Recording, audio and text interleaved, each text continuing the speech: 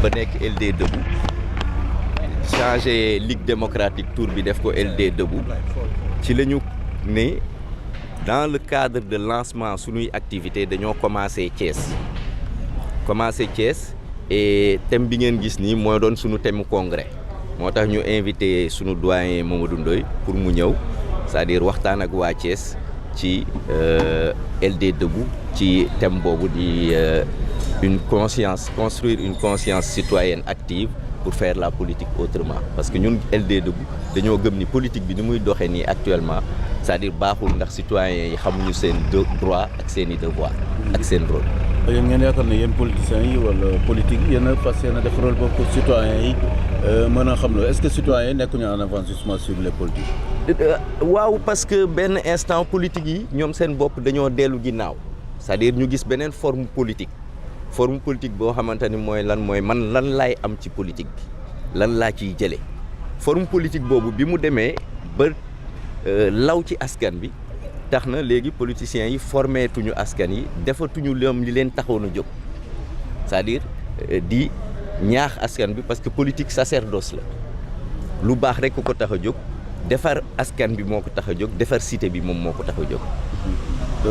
nan ngeen jàngatee daan bi ñuy daan le maire de la ville de Dakar.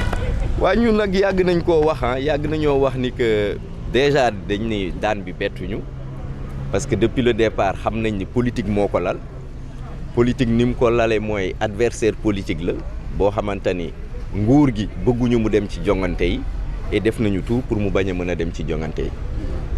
yéen léegi ndax da ngeen di toog seetaan rek wala xalaat ngeen ne yéen it seen tuurang si yoon bi. waaw ñun tamit am nañu yaakaar ni bu ñu xeexee ni mu ko waree c'est-à-dire def face à nguur gi lii dinañ ko fi jëlee ndax du ñu nangu itam c'est-à-dire benn pouvoir rek nekk fi ku ko neex mu tëj ku ko neex mu tijji parce que Macky Sall moom moo ko njëkk a wax nee na am na ay dossiers yoo xam ne man maa leen teg sous le coude moom moo tax ñooñu kenn woowu leen. Donc, ça veut dire que c'est une justice à deux vitesses. Mais démb chargé de communication le ministre conseil Kassé ci benn plateau télé nee na dossier yëpp yi ñu incriminé actuellement ñu ngi entre les mains de la justice. waaw donc il n'est pas en phase avec son patron li patron am wax rek laa wax. Macky Sall ci boppam moo ni am na dossier yoo xam ni il les a mis sous le coude. Maintenant Kassé li muy wax bon loolu moom la engagé. mais li Macky wax ma dégg ko daal man loolu laa jàpp. pare ngeen xeex bi ba fan ngeen. pare nañu xeex bi ba le 25 février ñu yeewu Macky Sall dem aar ba.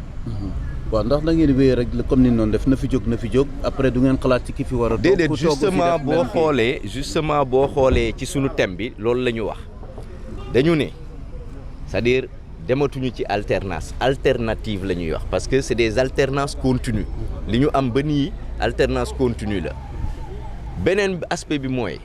liggéeyoon nañ ñun ñëpp ci assise nationale indi fi loo xamante ni mënoon nañu permettre ñu am alternative et loolu la ñu bëgg a delloo si waat même suñ koy réactualiser ndax c'est vrai c'est 10 ans après soxla na réactualiser buñ ko réactualiser li ci gën c'est-à-dire que li ci ëppoon réglé woon na problème yi ñu nekk tey moo tax ñu ne dañuy am benn programme boo xamante ni plateforme boo xamante dañuy teg programme bi ba pare après nag ñu xool joxe profilu candidat bi à partir de profilu candidat boobu ci la ñuy mën a am benn candidat boo xamante ni jàpp nañ ni comme ci assises yi ni mu ko waxee woon benn mandat lay def pour régler institution yi.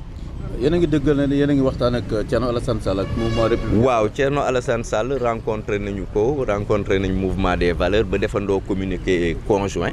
et actuellement am na benn groupe de contact des deux côtés buy liggéey ci naka la ñu war a àndee ci li ci des.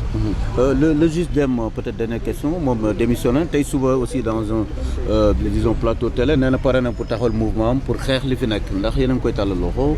moom comme ñi mel ni moom ñoom ñëpp ñu ngi leen di tàllal loxo. Merci. Junior, secrétaire général de la Fédération LD Debout de Thiès et membre du secrétariat exécutif national. Voilà, qu'est-ce qui motive un peu ce thème, disons, une conscience citoyenne forte pour faire la politique autrement? Ouais, en fait, parce que effectivement, comme on l'a dit, c'est-à-dire qu'il faut construire une nouvelle citoyenneté. C'est-à-dire une citoyenneté active. C'est pas même construire une nouvelle citoyenneté, parce que tout le monde est citoyen, mais il faut que cette citoyenneté devienne active pour que, effectivement, que les citoyens eux-mêmes puissent participer au développement de ce pays. Jouer leur rôle. En quoi faisant? En jouant leur rôle, c'est-à-dire leurs droits, leurs devoirs civiques, politiques, économiques, le jouer pleinement pour l'avenir du Sénégal. Est-ce à dire que cela dénote de l'échec des politiques? Plus ou moins oui, parce que depuis que les politiques ont arrêté, par exemple chez nous, on avait ce qu'on appelait l'école du parti, qui permettait de conscientiser. Depuis que les politiques ont arrêté de conscientiser leurs militants, effectivement, on assiste à ces sortes de dérives dans le landerneau politique. La LD Debout est-elle prête justement à engager cette rupture comme annoncé dans la salle? Oui, prête. Debout et prête. Aujourd'hui, on a également vu d'autres alliés répondre à cette, participer à cette conférence. C'est-à-dire que vous êtes dans une peut-être alliance plus large, on a vu les gens... Oui, c'est ce qu'on est en train de faire, hein, une alliance très large, adossée sur les conclusions des Assises nationales et les recommandations de la CNRI. Donc on a fait un appel à tous les patriotes thiessois et aujourd'hui vous avez vu ce que ça a donné. Que vous inspire un peu, disons, la condamnation de Khalifa Sall, maire de Dakar? On le dit depuis le départ, hein, c'est-à-dire que c'est un procès politique, donc vraiment on n'est pas surpris de la sentence. Oui. On n'est pas du tout surpris.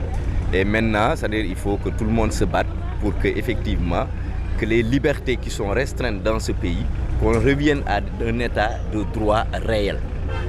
Que la politique ne soit pas au-dessus, que les gens ne puissent plus utiliser la magistrature ou la justice, instrumentaliser la justice pour éliminer des adversaires politiques. Et vous pensez que c'est le cas? C'est le cas à notre avis. Ah oui? Oui. Autrement dit, avez-vous du respect à la justice? Je continue à respecter quand même la justice parce que comme je dis, j'ai été à l'université, j'ai eu à faire, en tout cas, à être avec aujourd'hui des gens qui sont même magistrats et qui ont vraiment travaillé à devenir magistrats. C'est-à-dire que ce n'est pas du fait de Massamba ou de Mademba, ce n'est pas du fait d'appartenance politique.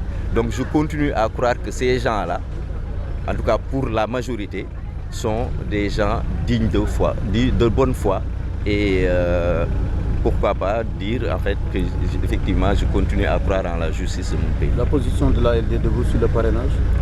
On est contre le parrainage. Contre. Comme on l'a dit, on a déjà fait un communiqué par rapport à ça. Parce que le parrainage, en réalité, c'est une autre ouverture par rapport à la corruption même politique, à l'achat des consciences. Aujourd'hui, c'est-à-dire les citoyens, c'est aider même certains à vouloir monnayer leur signature pour, en tout cas, des candidats, d'éventuels candidats. Et ça, c'est ce qu'il faudrait éviter. Éviter que des gens se mettent là à monnayer leur signature pour des candidats. Ça ne serait-ce que ça, il faudrait l'arrêter. Et encore, c'est-à-dire qu'il n'y a pas encore de structure mise en place pour recevoir, en tout cas structure fiable à notre avis, pour recevoir ces signatures et les traiter de manière autonome. En tout cas, sur ça, on ne l'a pas encore fait. Quelle est la suite de votre plan d'action?